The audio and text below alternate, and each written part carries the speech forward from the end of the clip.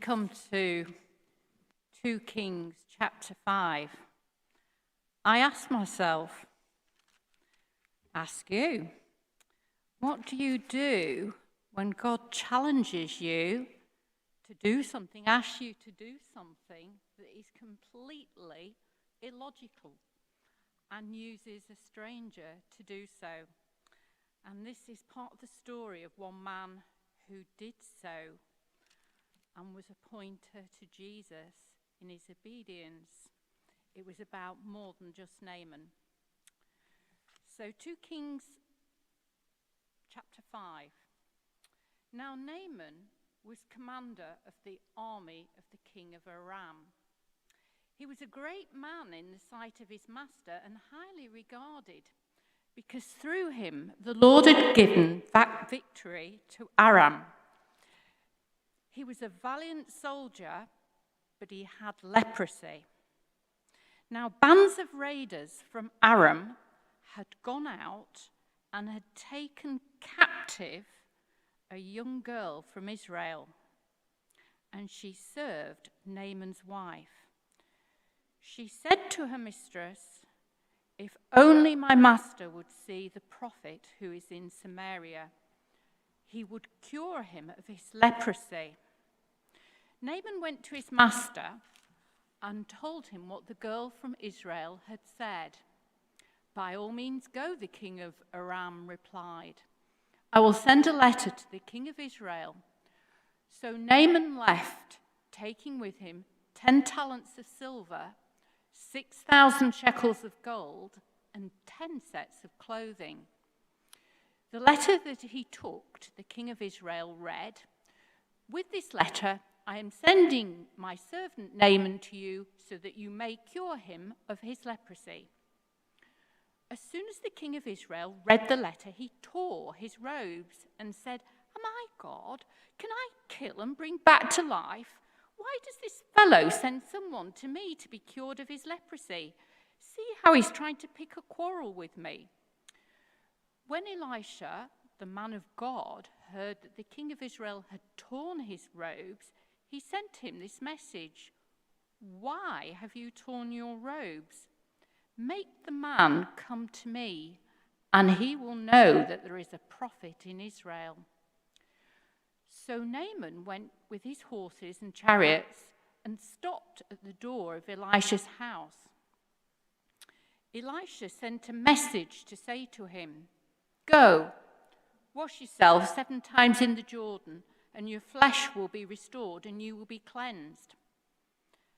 But Naaman went away angry and said, "I thought that he would surely come out to me and stand and call on the name of the Lord his God, wave his hand over the spot and cure me of my leprosy. Are not Abana and Pharpar, the rivers of Damascus, better than all the waters of Israel? Couldn't I wash in them and be cleansed?" So he turned and went off in a rage. Naaman's servants went to him and said, "My father, if the prophet had told you to do some great thing, would you not have done it? How much more then when he tells you, 'Wash and be cleansed'?" So he went down and dipped himself in the Jordan 7 times, as the man of God had told him, and his flesh was restored and became clean like that of a young boy. Then Naaman and all his attendants went back to the man of God. He stood before him and said, "Now I know that there is no God in all the world except in Israel. So please accept a gift from your servant." The prophet answered, "As surely as the Lord lives, whom I serve, I will not accept a thing." And even though Naaman urged him, he refused. This is the word of the Lord.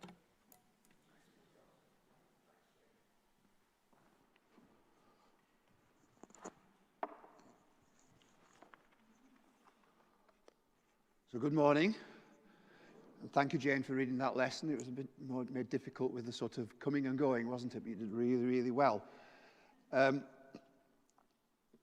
After the first service, when I preached, somebody told me that they could tell what job I used to do because I delivered it like a teacher. And now I've got at least 3 of my former pupils here, and it's going to seem like an assembly to you. So if you'd like to come and sit at the front cross-legged, you're very welcome. I do know many of you, but perhaps I don't know all of you. I'm Peter Williams, one of the licensed lay readers here. I have been since about 1980, I think, 1982. More normally now seen on a Wednesday morning. Last week at the beginning of the service, Naomi announced that we were going to be back to normal this week. Well, it's not quite true because you've got me, which isn't normal. And also we're in between 2 sets of teaching. We've had the teaching all about Joseph and Jacob and Joshua and all those people over the last month and a half during the summer. And we're moving on next week to some teaching about stewardship and then looking perhaps at Jesus' habits, the habits of Jesus, such as ongoing prayer and Sabbathing and all that sort of thing. But for this 1 week, you've got something separate, something different. It's an in-between bit. And Naaman is an in-between story. He doesn't appear really anywhere else except for one little mention in Luke chapter 4, I think. And it's the story of the time when he went to see Elisha the prophet. There are lots of stories about Elisha all the way through that book, but Naaman appears only once. So let's look a little bit about the background of that story.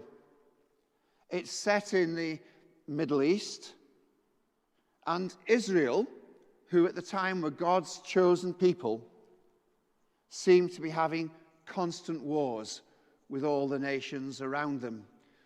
And sadly, that doesn't seem to have changed very much, does it?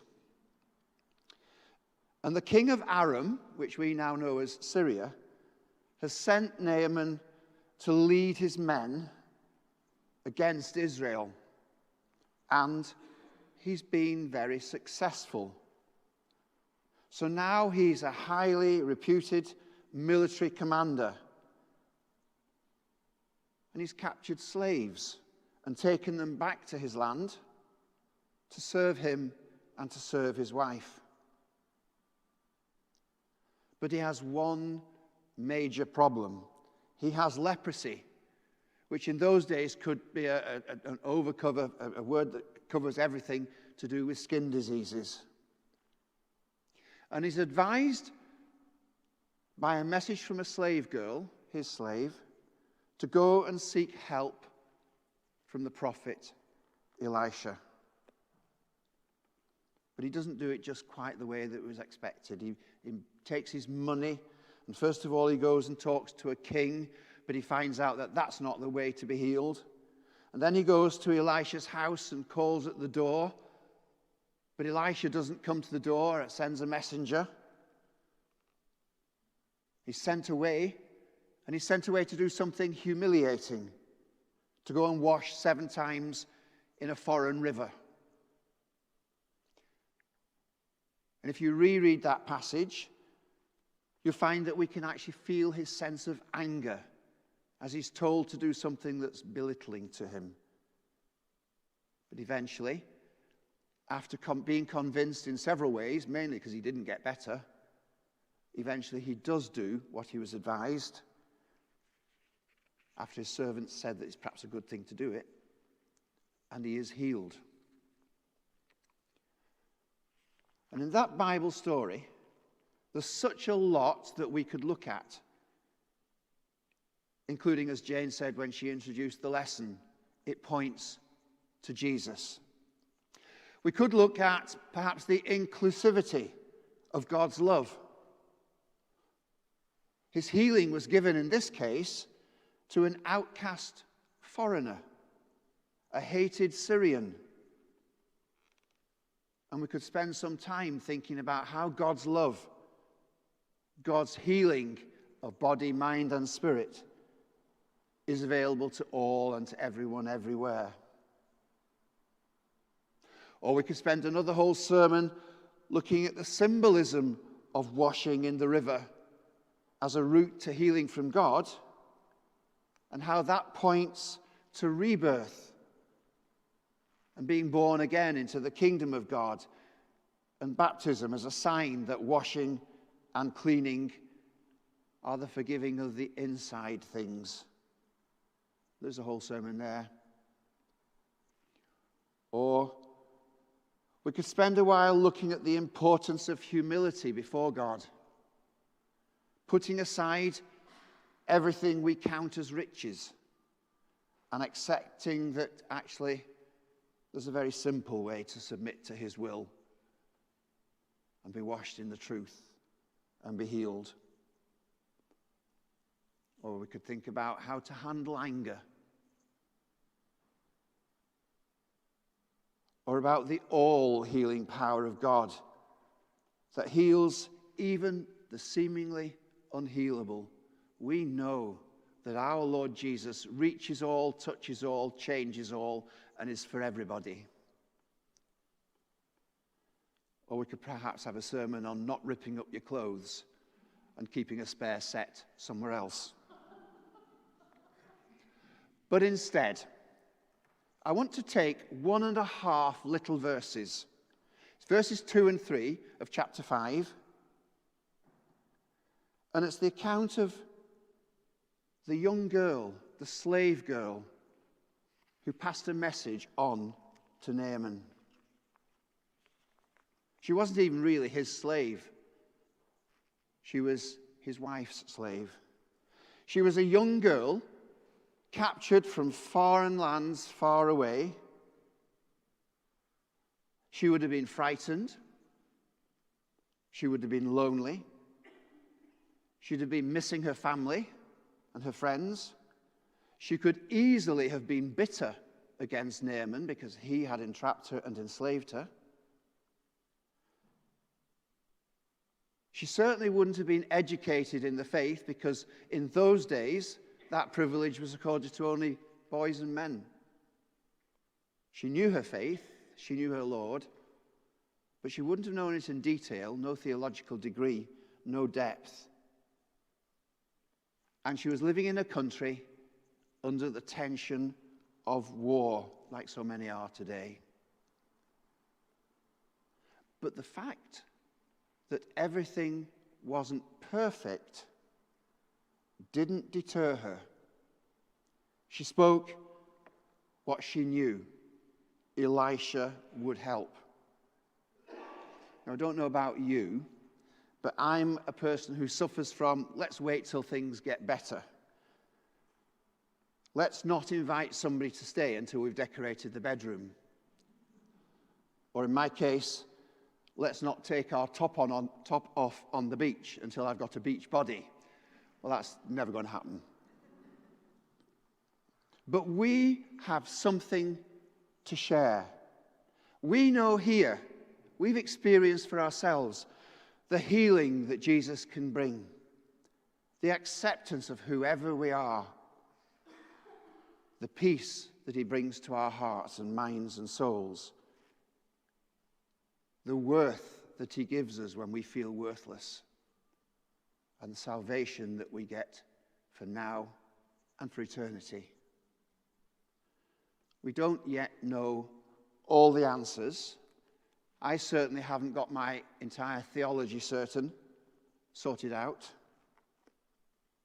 I question things sometimes, and I find things difficult sometimes. But I do know my Lord, and I do know that he is worth telling about, even if I haven't got things perfect yet. So let's not wait till everything is perfect. Let's act now. And secondly, this young girl speaks out what she knows.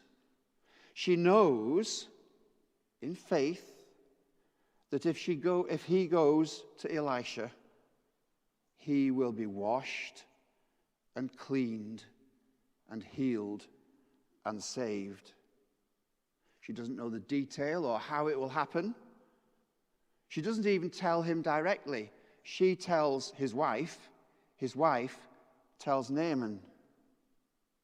But by speaking out, she becomes part of a chain of events that changes one person's life, and in fact probably changes history.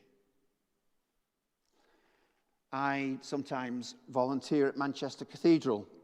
I don't volunteer in any big capacity. I just do a bit of guiding and welcoming historical stuff. I like to think that Manchester Cathedral is a Christian beacon in the middle of the city, and it proves to be so sometimes.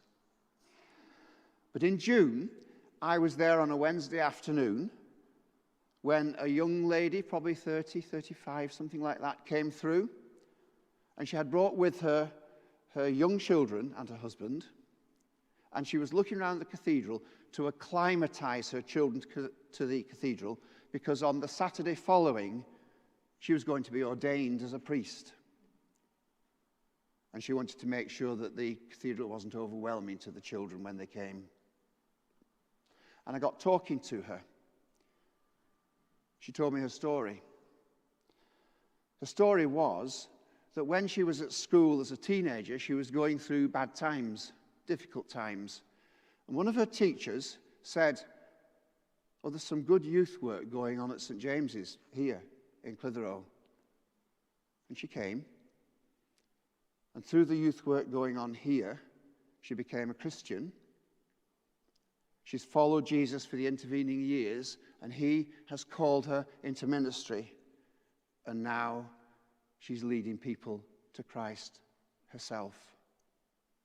The teacher? It was our lovely Phil Broadhurst, now no longer with us. But he passed on the message. He didn't know how it was going to end, but he passed on his little bit. He spoke what he knew. As we go about our day-to-day lives, we're part of building God's kingdom. We don't need to think big about it, but just speak out, each one of us, what we know. And in that way, we will become part of a chain building his kingdom. Now, you might have noticed that I haven't used any technology at all, partly because sometimes it goes wrong and I worry about it. That's my problem. It frightens me a little bit. But I am going to ask you to turn your own technology on now. I'm going to give you permission to get your phones out, which is unusual in church usually, but please do. Get your phones out. And first of all, check your WhatsApp to make sure that nobody's messaged you. And secondly, please will you write some notes to yourself. I'd like you to write 3 things. And if you've not got a phone, if you're not a technological person that does that sort of thing, doesn't matter. Remember them in your head, which is probably far better than mine.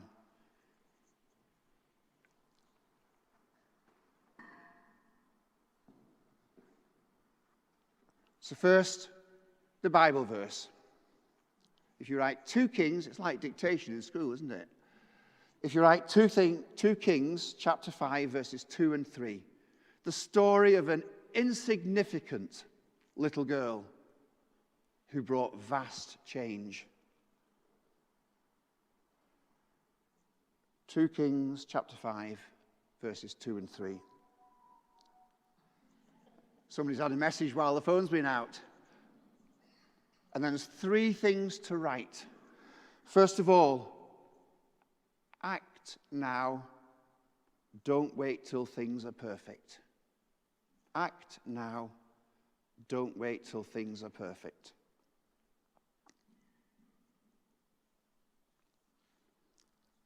Secondly, speak out what you know. Speak out what you know. And the third thing, slow down. I'm slowing down.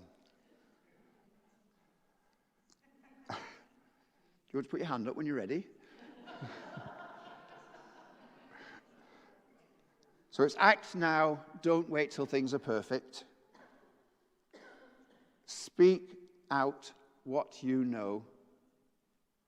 And the third thing is really between you and God. Spend a minute thinking, how's God spoken to me this morning? It might not be through what I've said. It might be.